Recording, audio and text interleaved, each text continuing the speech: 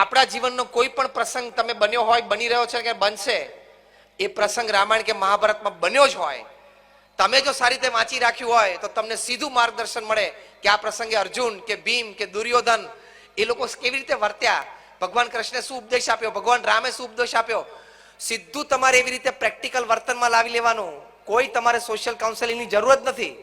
કોઈની પાસે શું માર્ગદર્શન લેવા જવાનું ઘરના પ્રશ્નોનું. ઘરમાં જેટલા પ્રશ્નો ઉદ્ભવે છે તમામ પ્રકારના પ્રશ્નો ક્યાંક ને ક્યાંક તો રામાયણ ને મહાભારતમાં ઉદ્ભવેલા જ છે, એનું સમાધાન પણ આપેલું છે. તમે આ રામાયણ સારી રીતે વાંચી રાખી હોય, સમજી રાખી હોય તો એટલીસ્ટ ઘરમાં જે બે પેઢી વચ્ચે પ્રશ્ન ઉભો થાય એમાં તમને એટલી તો ખબર પડે કે મારો રોલ આમાં શું છે, હું દશરથ છું, રામ છું, કઈ છું કે મંથરા છું.